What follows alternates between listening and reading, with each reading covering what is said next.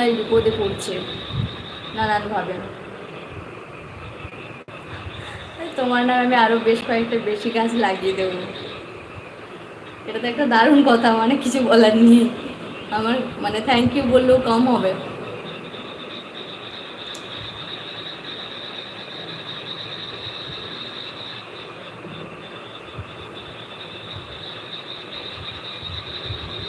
এইটা কিন্তু কখনো শুনিনি, মানে অনেকেই বলে যে ঠিক আছে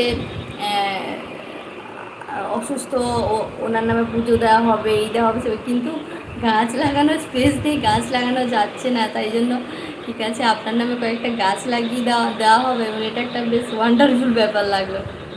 যাই হোক, একটা নতুন কিছু শিখলাম, ভালো লাগলো।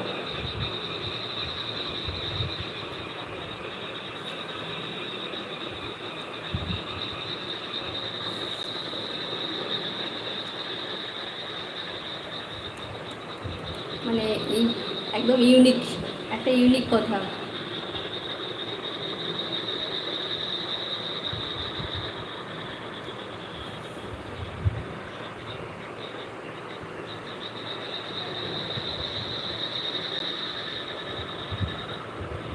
আরেকটা কথা বলছিলাম, ওই যে আপনাদের যেটা গ্রুপ রয়েছে ফেসবুকে, কুচিয়াকোল সবুজায়ন, যে ট্রি প্ল্যান্টেশন রিলেটেড একটা গ্রুপ, যেখানে গাছ সম্বন্ধে বিভিন্ন কিছু ইনফরমেশান দেওয়া হয় পজিটিভ, তো আপনারা আমার মনে হয় সেই রিলেটেড একটা ওই সেম ওই নাম দিয়ে কুচিয়াকোল সবুজায়ন এই নাম দিয়ে একটা ইউটিউবে আমার মনে হয় চ্যানেল খুললে খুব বেটার হয়।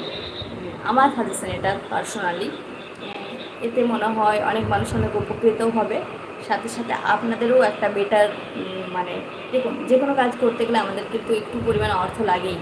আমার মনে হয় জার্নিটা এখন থেকে শুরু করলে অনেক বেটার একটা সিদ্ধান্ত নেবেন আপনারা।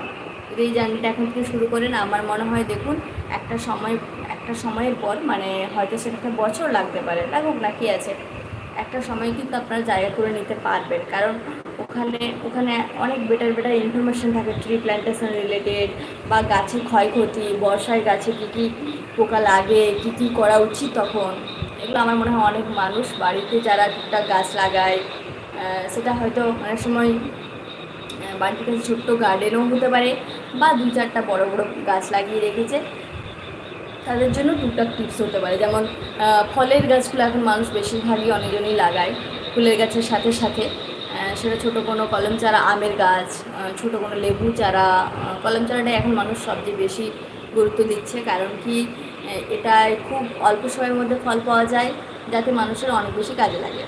তো আমার মনে হয় যে এটা একটা খুব ভালো ডিসিশন হবে, যদি পারেন আপনারা সেটা করুন। আমার তরফ থেকে একটা সাজেশন আমি বলতে পারি, কারণ সব কিছু কাজেই আমরা তো এটা মানতে বাধ্য সকলেই যে সমস্ত কাজের জন্য কিন্তু কিছু পরিমাণ অর্থ ভীষণ জরুরি।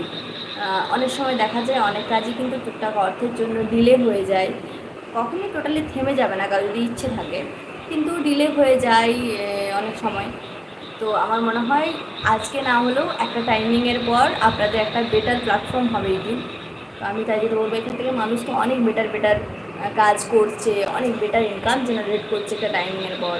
তো সেই সব কথা ভেবে আমার মনে হলো পার্সোনালি যে যদি আপনারা ব্যাপারটা নিয়ে ভেবে দেখেন একবার, তাহলে তাড়াতাড়ি চ্যানেলটা ক্রিয়েট করে ফেলুন সকলে মিলে। আর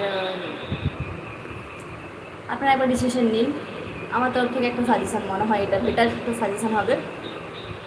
প্রত্যক্ষভাবে না হওয়া, পরোক্ষভাবে তো তোমার নামে কিছু মানুষের উপকার হয়ে যাবে এটাতে, একদম কিচ্ছু বলার নেই, অসাধারণ একটা কথা।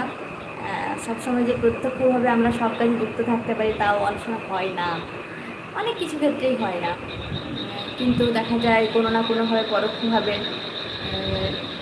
সেটা কমপ্লিট হচ্ছে। পরোক্ষভাবে হোক আর প্রত্যক্ষভাবে হোক, কাজটা ভালো কাজ, এটা হচ্ছে সবচেয়ে বড় কথা। আর ভালো কাজকে সব সময় অ্যাপ্রিসিয়েট করা হয়, সেটা প্রত্যক্ষভাবেই করা হোক আর পরোক্ষভাবেই করা হোক। আমি দুঃখিত যে মানে কী বলবো, আমি এখানে প্রত্যক্ষ অ্যাজ আ পার্টিসিপেট করতে পারছি না।